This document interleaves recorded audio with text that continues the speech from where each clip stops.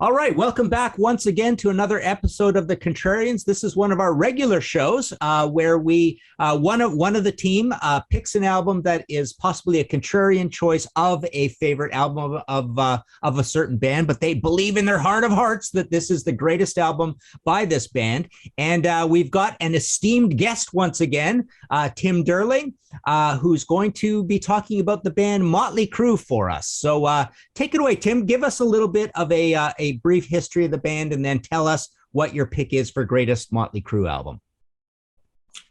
Okay, thanks, Martin. Mötley Crüe, what are we going to say about Mötley Crüe? Probably after Van Halen, the second most successful LA act, Sunset Strip act, whatever you want to call it. I mean, they were really the second tier leaders, on the scene. They came around a few years after Van Halen, not many, paid their dues in the clubs. Of course, Nikki Sixx, formerly of the band London, was, he's always been the ringleader of the band and the visionary. And they put their first album out in 1981 independently on Leather Records, Too Fast for Love. Of course, I don't have that version. That's very rare. This is the 1982. This is actually the Canadian Electra version, which for you fact collectors, you might be interested to know that even though on side 2 it lists the song Stick to Your Guns, it's not actually on this record. So that album, of course, created a little bit of buzz, but the big push came with their second album, 1983, the oh-so-controversial Shout the Devil. I'll just hold up the light, the inverted pentagram. They got a lot of controversy. PMRC had a field day over these guys. And that cover, real menacing looking. That's sort of a still from the, reminds me of the Looks That Kill video. I mean, this... And some people just, if you got the cassette, all you got were these 4 pictures here of the guys. And I should say, of course, Vince Neil, Mick Mars, Nikki Sixx, Tommy Lee.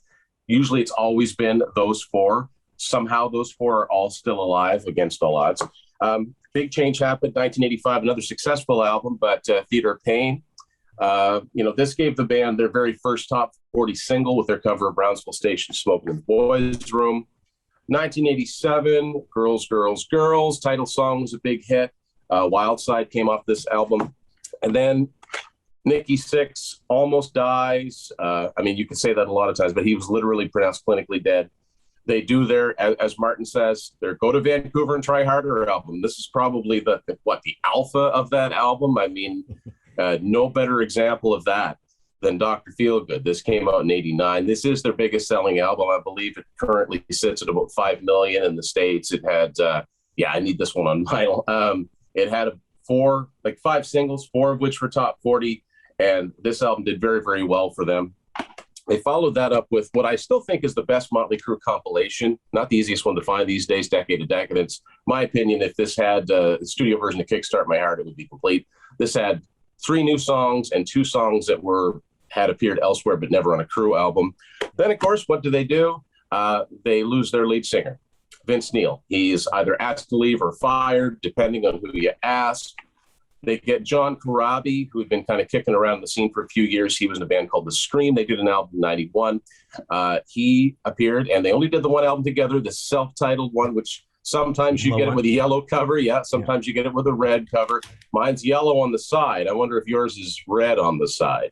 It actually is red on the side. Yeah, I think the cassettes did the same thing, and it also did that annoying thing where the label was upside down. I used to do this. I don't do it anymore. I actually took it apart and retaped it because I couldn't stand having it the wrong way in my CD rack. That album it goes gold, but 1994. Seismic shift in the music industry. Mötley Crüe, I think, are one of those bands that might have been able to weather that storm had they stayed together with their lineup, but we'll get into that. And it was another 3 years before another Mötley Crüe album. And this time it's John Corabi out, Vince Neil back in for Generation Swine, 1997. After that, Tommy Lee leaves, and they get the one album. And the ironic thing is the one member of Mötley Crüe that's no longer with us, Randy Castillo from Ozzy's band. They do New Tattoo. This came out in the year 2000. Then it, aside from a song here and there, it was another 8 years. And so far, the last Mötley Crüe studio album, Saints of Los Angeles, came out in 2008. You had the 2 different covers for that one. And there's been a resurgence of interest in Mötley Crüe. Of course, they were going to do this big tour. that's been pushed back. But in 2019, they had a resurgence with the Netflix movie The Dirt, based on their autobiography. Soundtrack came out with 4 new songs on it. So, yeah, that's Motley Crüe. I mean, they sold a lot of records. You know, all of their 1980s albums are multi-platinum, and just a wild band of personalities. They've been in the news almost as often for their non-musical exploits as their music. And yeah, we're here to talk about them. And cool. So what is your pick for greatest Motley Crüe album?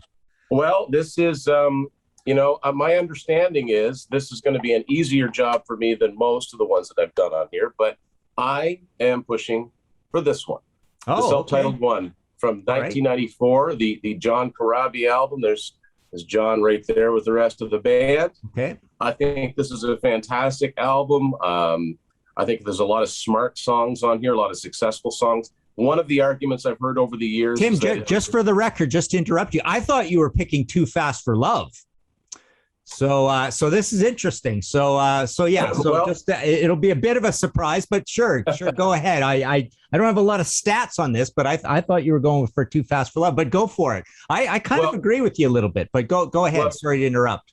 No problem, Martin. Too Fast for Love is my favorite of the standard Motley Crüe albums. I love that album. I don't think they did as good an album from start to finish with, the Fab Four, as it were, than Too Fast for Love. I think it's a great way to start.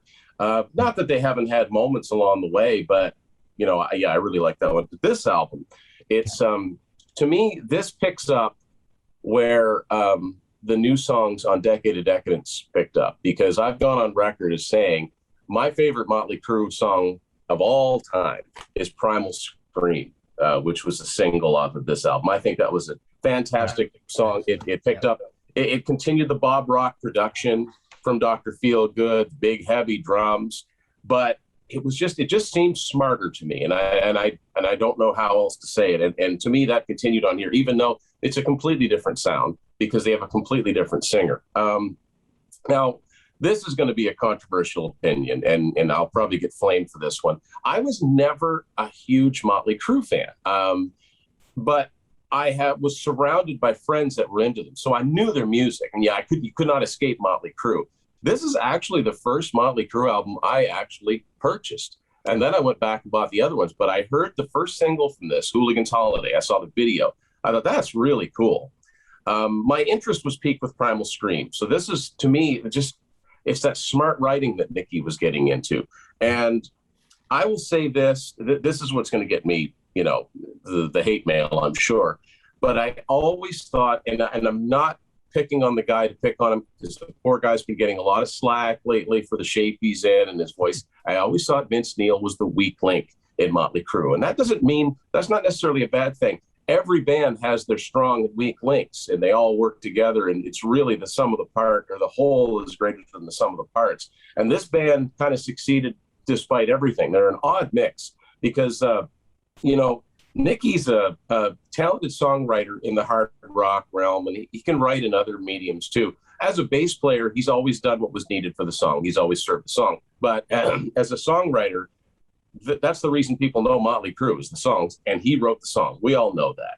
Tommy Lee, despite what his personality and his exploits would have you think, I think is actually a pretty creative drummer and comes up with some cool beats. And I think there's never been a better example. This is the best recorded he ever was.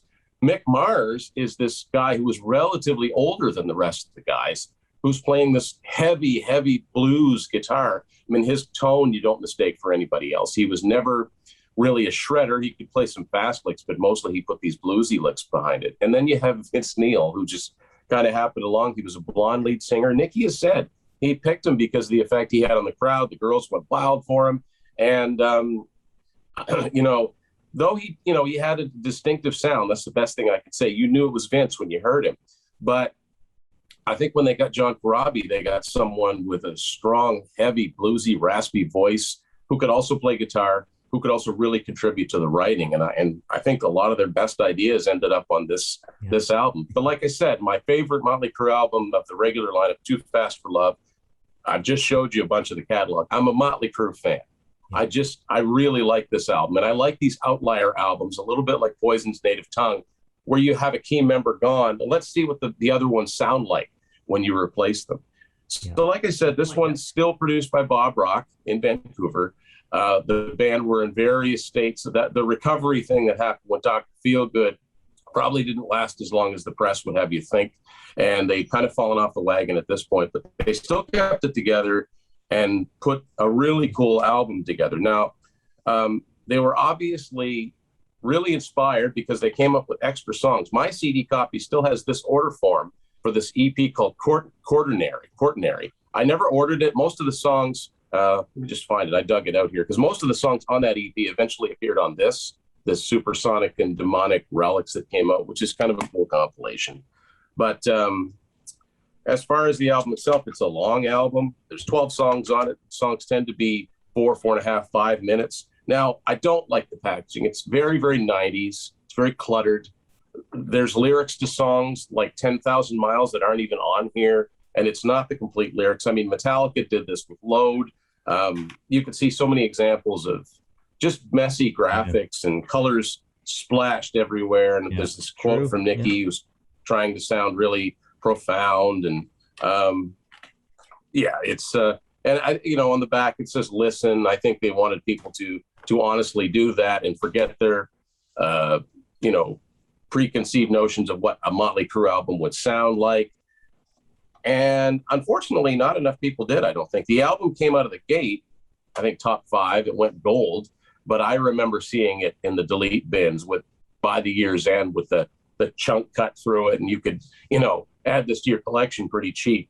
The record company, they had just signed, I believe, after the success of Dr. Feelgood, they re-signed with Elektra Records for a pretty big contract. So Elektra was it was in their interest to promote this album. And I remember seeing print ads for this, and there were videos for Hooligans Holiday, Misunderstood, and they did have kind of a live video for Smoke the Sky. There might have been others, but I do remember seeing those. None of the singles really connected with people. I am happy to say that in their compilations that followed over the years, they do include some of these songs. So it's not like they completely turned it back on this album. And I think if you were to ask Nicky, Tommy, or Mick, they'd still say this was a pretty good album. Of course, Nicky in 97, 98, I remember reading an interview with him where he was sort of denigrating John Corabi and saying he couldn't sing a single line without this bluesy inflection, the very same thing that led them to get him in the first place. But, do you want me to talk about individual tracks on here, Martin? Or? Sure, absolutely. Go for it. So I think it opens up one of the best power to the music. It's this slow, grooving, heavy song. One of the notes that I wrote down was, a band that was so very much part of the 80s. In 94, they've got an uphill climb, and very few were able to do it. And like I said, I think Motley Crüe might have been able to do it if they'd have stayed together with Vince, because they were a really big band all the way up till 1991. And then that split happened, and people have short memories, considering that it was another 3 years before this album appeared. But Power to the Music just has this big groove to it. And I like the fact, I don't know if this is on purpose, but you've got the critics listening. They're like, all right, let's see what these guys come up with. Are they going to throw some flashy guitar solo in? No, they throw a harmonica solo in the first track of this new album. I don't know if that was to, make the critics go, oh, that's different. Maybe not. Uncle Jack, it's apparently it was written about a relative of John Corabi's. We won't say anything more than that. Not a nice person, but the verses are very Alice in Chains. It's got that lower vocal, but he's got a cool high sort of screaming bluesy voice. Hooligans Holiday I thought was a great single. Good choice for a single. It's good and heavy, but it is catchy. Misunderstood is sort of a ballad, but not really. Glenn Hughes actually sings background vocals on the back of that. Now, what kind of shape those guys were all in 1994, who could say? Love Shine is a cool song. It was kind of a Zepp 3 acoustic song. It's short. It's one of the shorter songs on here. Poison Apples, the narrative of Poison Apples with me and my group of buddies that were, all listening to this album was, this is the one song on this album that Vince could have sang. It has a sort of an old school Crüe feel. They name check Mott the Hoople in it, which is kind of cool. Hammered. Now, speaking of Vince, Hammered is generally considered to be their retort to Vince Neil. I don't know why they felt the need to do that, but they did. Till Death Do Us Part's another really cool song. Welcome to the Numb is another heavy one. Smoke the Sky's the fastest one on here. That's sort of like the kickstart my heart of this record. Dropping Like Flies didn't really do much for me one way or the other. And then it closes with another acoustic, Drift Away. And by the end of this album, you know, you could put this album on because it's a change in voice, which is the biggest change a band could make and the riskiest, and say, hey, that's really good. Who is that? And you'd say Motley Crüe. That's not Motley Crüe. For better or worse, Vince is the singer is the sound of the band. But I still think that this is a quality album. And I think over the years, people have come to realize just how good it is. I think it's a good collection of songs. And, you know, different singer or no, this one stands, I think, head and shoulders above the rest of the catalog. Yeah. Wow. Okay. Well, that's it. That's interesting. That's definitely a contrarian choice, because in my research, I mean, I basically found that it comes in dead last or really close to last, because also really low are New Tattoo, and they kind of tried to do their old sound again. This is like the no bones, everything guitar, bass, and drums. I quite like it. I think New Tattoo's pretty good. Generation Swine to me is Vince. He's back, but it actually sounds like a true follow-up, which it is, to the Mötley Crüe album. This sounds a lot like the Mötley Crüe album, but it's got a lot more experimental electronics and stuff in it, but it's still slow and grungy. I like this a lot too. I think this is their second smartest album after the one that you just so eloquently described for us, right? And then Saints of Los Angeles also comes in really, really low, because I think it's really because it's way late and the magic is off, and it sounds very manufactured. It sounds very LA. It sounds like it's made by a corporation. It doesn't really feel like a gang writing an album. You know, we're all broke and all that kind of stuff, right? And it's just us, and it just feels, well, it feels a little bit like a 6 a.m. album or an Aussie album. It just feels like a big album by corporate boardroom, and the production is really, really good, but there's nothing different or extreme about it. So what comes in first? So essentially, number one is usually the Go to Vancouver and Try Harder album, Dr. Feelgood. I mean, this went 6 times platinum. It was a huge comeback album for them. It had Dr. Feelgood obviously on it, big hit. Rattlesnake Shake was a big hit. Kickstart My Heart, one of their biggest songs of all time. Without You was a big hit. Same Old Situation, I remember hearing on the radio. Don't Go Away Mad, Just Go Away is like an up-tempo Here We Go Again sort of type ballad. So lots and lots of hits off of this. Second always seems to be Shout at the Devil, which again, this was the most exciting time for the band. This was when they were new and fresh and dangerous, and MTV had just started a couple years previous, and they had great MTV videos for this. Obviously, the hits off of this are the title track, but more so Looks That Kill. Bastard was on I don't know about radio, but I mean, it was a big song. Knock 'Em Dead Kid was a fairly big song. Too Young to Fall in Love is just a gorgeous kind of hoodlum rocker with melody to it as well. Red Hot, 10 Seconds to Love. So almost everything off of this was somewhat a hit. So this comes in kind of second all the time. And coming in third, oddly enough, is the debut, Too Fast for Love. So a funny thing with your pick and with Too Fast for Love coming in as okay. So put it this way, yeah. So that record is almost a little bit like a record for Mötley Crüe fans that don't like Mötley Crüe, because it actually really doesn't sound like the band. It's dangerous. It's lightning in a bottle. It's this weird production. It's fast and loose. It's got this cool new crazy drummer. It got this high twangy voice. It's kind of punk rocky. It's just really unruly, right? Oddly, they get Tom Werman in to produce on the albums coming up, but Tom Werman does not sound like the Tom Werman of Ted Nugent and Cheap Trick. He puts a really extreme sound, almost like a Pasha Records sort of sound, like a waspy sort of sound. Not on the second one, but the third one and the fourth one. So that's kind of the big period. But your pick is really interesting because it's even more so the Mötley Crüe record for people who don't like Mötley Crüe. But the way you've put it, you obviously are a big fan of the band, but you have gone and picked the one that doesn't even sound like them at all. As you said, with that big lead singer change, they also have a massive change in the sound on it. So most of the time, I think when you see the aggregated lists of what comes in as the top Motley Crüe albums, with this coming in last, I think there's a little bit of the "we love Vince Neil to death" part of it, which you're interestingly saying, he's the weak link in the band. So there's a little bit of that. And there's also probably a little bit of that whole, like Deep Purple Slaves and Masters, or Rainbow Stranger in Us All, or the Ripper era Priest albums. There's a little bit of that. I'm not even counting this as a Motley Crüe album thing.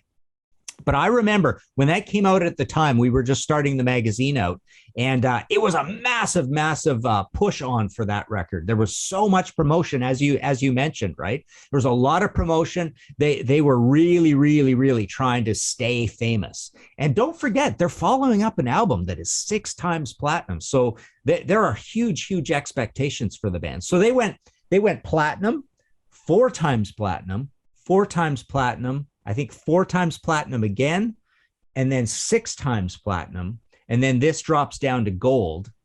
And then Generation Swine, they sneak out gold, or squeak out gold, even though it's almost even more challenging than the Motley Crüe album with Generation Swine. But B, they squeak out gold again because Vince is back, right? So I mean, Vince coming back is a huge part of the sales of that, even squeaking out gold.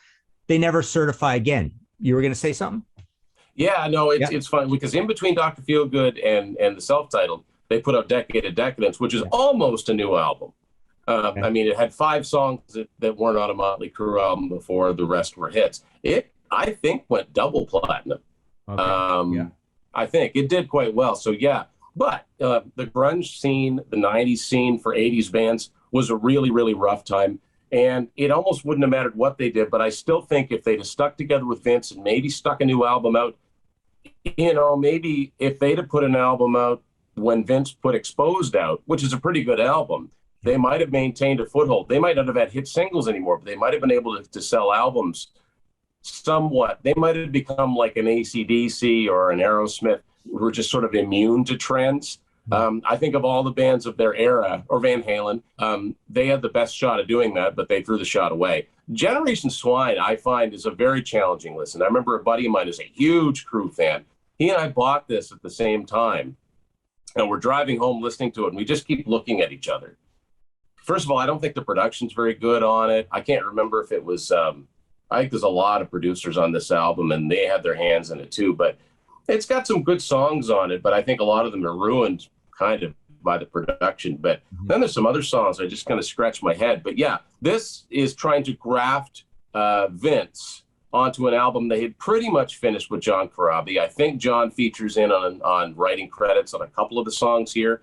But, they came up with this album cover that, you could tell it's the 4 of them. Speaking of promotion, I remember that Elektra were still trying to promote them. They thought, okay, we got him back. Let's do something with this. And I remember they did the big thing on the American Music Awards where they did the Shout 97 remix. And they even, I believe at one point, one of their promotional ideas was they had promotional paraphernalia in the urinals at concert venues saying they're back, American Music Awards. They would sort of talk about a captive audience. It never really quite worked. I mean, I think this debuted quite high, like number 4, but it fell off the charts just as quickly afterwards. I don't remember seeing this in the delete bins as much as the self-titled, but I think it's because in the self-titled album, they manufacture based on the previous, and they just made way too many of them. You've talked about Queen Jazz for that same reason. Not that it didn't sell, it just didn't sell as much as they projected it would. Yeah. Interesting. Yeah. So, I mean, to recap, so in a number of ways, well, in many ways, you're definitely contrary on this. So number 1, it's coming in super low and even dead last on a lot of the lists I looked at. I looked at Ultimate Classic Rock, Louder Sound, Loudwire, Consequence, Melodic Heavy Metal, Rancor, which is aggregates these things. And then also, the second way is obviously the huge drop off in sales. So there's another sort of vote by the fans in terms of voting with their wallet. And when I look at songs played live, I mean, they basically forgotten this album exists. It's a lot like, again, the Ripper Owens the Ripper Owens Priest album. So yeah, in a funny way, I see a few people time to time, and myself, I rate the Mötley Crüe album quite high as well. But it almost always kind of feels like a little bit of the Mötley Crüe album for people who don't like Mötley Crüe. It's almost like a protest vote at times, saying, you know what, I really don't like Mötley Crüe. And when they did this thing where new lead singer and the music sounds nothing like Mötley Crüe as well. And I got to mention as well, I love Tommy Lee's performance on this record as you do. I mean, he's really innovative and interesting, and they get this sort of massive distorted sound on his drums. He sounds really huge on it. So that's really cool as well. But so there you go, guys. Let us know what you think in the comments below. The Mötley Crüe album as rated as the greatest Mötley Crüe album by Tim Durling. And let us know in the comments below what you think is the greatest Mötley Crüe album. We also have a Patreon situation. So if you want to subscribe to that, we're actually pretty active with the Patreon subscriber shows. Got a lot of smart people. Tim's been on a lot of those as well. And those shows are always really interesting. They usually go pretty long, and we solve a lot of the world's problems with them, right? I mean, that live albums one was absolutely epic. There was so many cool choices in that. So there you go. Signing off for Tim and myself. Go play some Mötley Crüe.